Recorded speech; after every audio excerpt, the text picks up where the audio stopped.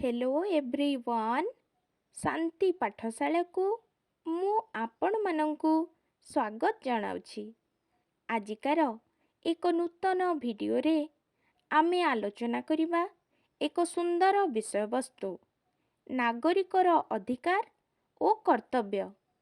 Video आरंभ करिबा पूर्वरु channel को सब्सक्राइब कर दियंतु एवं बेल आइकन टी को प्रेस कर दियंतु। चालंतु आरंभ करिबा। समाजरे बास करुथुबा प्रत्येक व्यक्ति जणे जणे नागरिक। प्रत्येक नागरिक चाहंती सुख शांति रे जीवन यापन करिबा पाई। सेथिपाई से केतेक सुख सुविधा आवश्यक करे ओ निजर अधिकार साब्यस्त पाई प्रयासी हुए। जाति धर्म वर्ण लिंग ओ भाषा निर्विशेषरे प्रत्येक मानवर व्यक्तिगत अधिकार रहिछि। मात्र अनेक क्षेत्र रे मानवर अधिकार को जानी सुनी छिन्न करा जाउछि। साधारणतः जणे नागरिकर केतेक सर्वनिम्न मौलिक अधिकार रहिछि। एही अधिकार को व्यक्ति ठारू केही वंचित करि पारिबे नाही। नागरिक अधिकारर सुरक्षा करा जिबा आवश्यकता को नेई 1948 मसीहा डिसेम्बर 10 तारिख दिन मिलित जातिसंघ साधारण परिषद रे मानव अधिकार घोषणानामा गृहीत हेला। सेही परिषद रे 58टी देश सदस्य थिले। मानव मर्यादार सह बंचिबा पाई केतेक सर्वनिम्न व्यवस्था थिबा दरकार। सेइथिपाई 30टी व्यवस्था उपरे गुरुत्व दिया जाइथिला।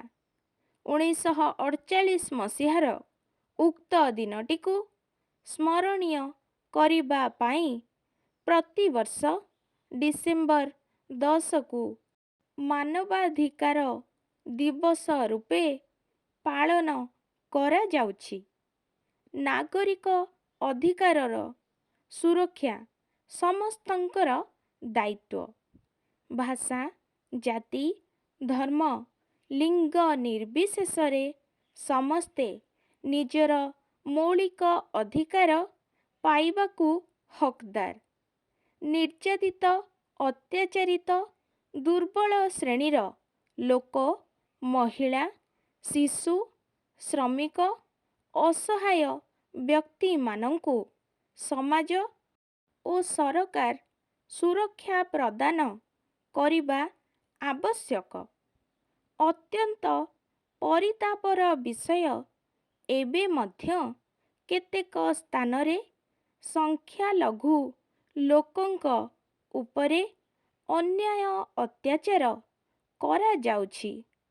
बहु अर्थ ओ क्षमता बलरे निरीह लोक मानंकु शोषण करा जाउछि।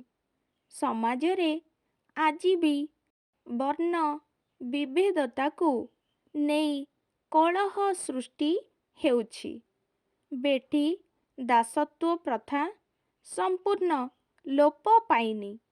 आजि भी पेट बिकଳରେ शिशु श्रमिक कारखानार धूली धुआं होटेल मानंकरे काम करी पेट पोषुची। ए सबुर आशु प्रतिकार आवश्यक। स्वाधीनता मानवर जन्मगत अधिकार।